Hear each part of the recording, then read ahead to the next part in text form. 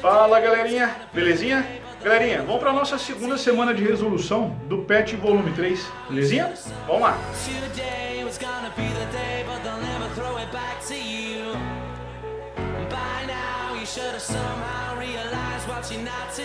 Galerinha, então vamos para a nossa segunda semana de resolução de exercícios do PET volume 3.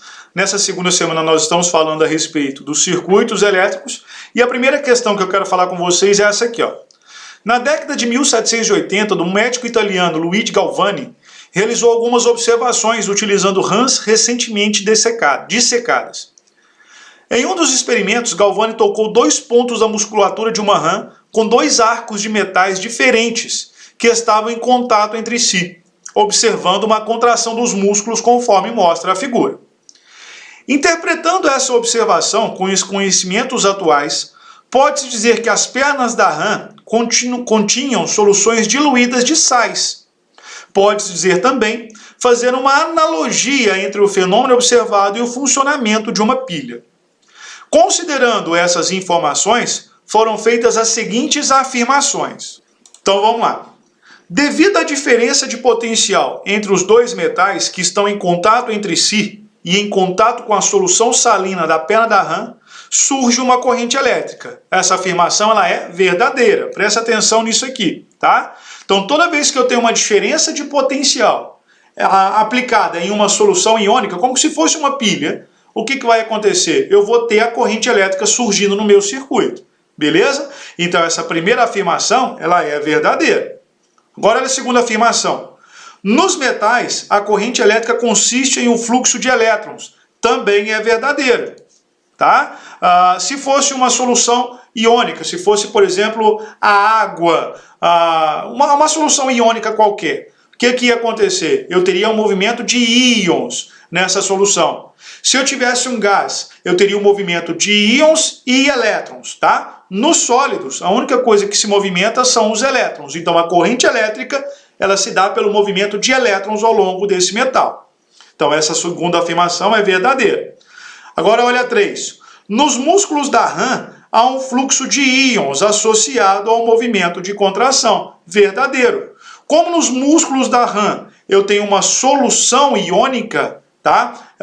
Uma solução diluída de sal, o fluxo a corrente elétrica que se dá nesse músculo é justamente através de quê? Através dessa solução iônica que tem aí, beleza? Ou seja, os íons se movimentando através dos músculos. Então, as três afirmações são verdadeiras. Então, está correto afirmar. Então, a alternativa correta só pode ser a letra E de escola. Belezinha? Pessoal, a nossa segunda questão, ela fala o seguinte, ó.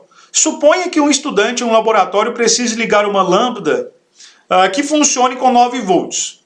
Ele possui 8 pilhas de 1,5 volts cada. Então ele quer saber o seguinte, quantas pilhas ele irá utilizar em sua montagem? Então essa questão ela é simples, né pessoal? Se eu preciso de 9 volts e eu tenho 8 pilhas com 1,5 volts cada, eu vou utilizar essas 8 pilhas? Provavelmente não. Porque se você fizer 8 vezes 1,5 dá 12 volts, então essa lâmpada vai queimar. Beleza? Ele precisa só de 9 volts. Então quantas pilhas ele vai precisar? Para a gente determinar, a gente vai fazer. Então vou chamar de N o número de pilhas que eu vou precisar. Eu vou dividir a voltagem total que eu preciso pelo valor de cada voltagem de cada pilha. Então vai ficar 9 dividido por 1,5. Então, ou seja, o número de pilhas que eu vou precisar vai ser de quanto? 9 dividido por 1,5 dá 6. Então eu vou precisar de 6 pilhas.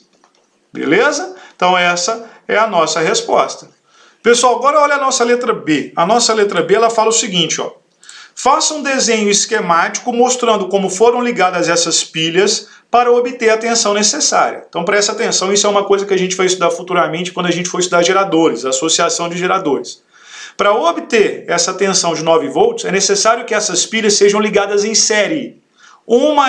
Todas em sequência, uma atrás da outra, ou seja, o positivo ligado no negativo e assim sucessivamente. Então o desenho que pode representar ela é esse aqui, tá? Então eu tenho 6 pilhas associadas em série, o positivo ligado no negativo e assim sucessivamente, até obter os nossos 9 volts, beleza? Pessoal, a nossa terceira e última questão, ela fala o seguinte, ó, um chuveiro elétrico não está aquecendo satisfatoriamente a água.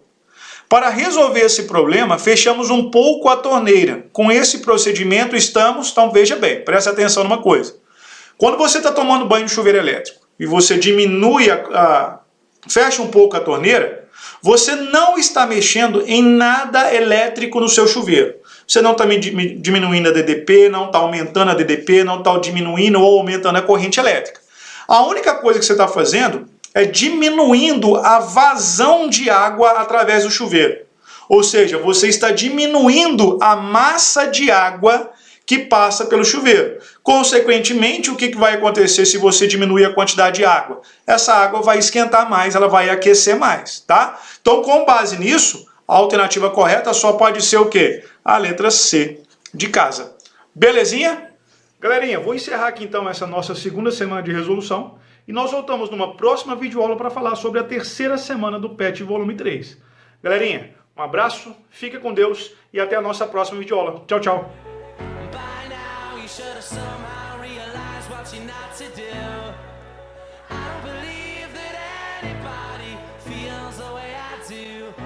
About you now.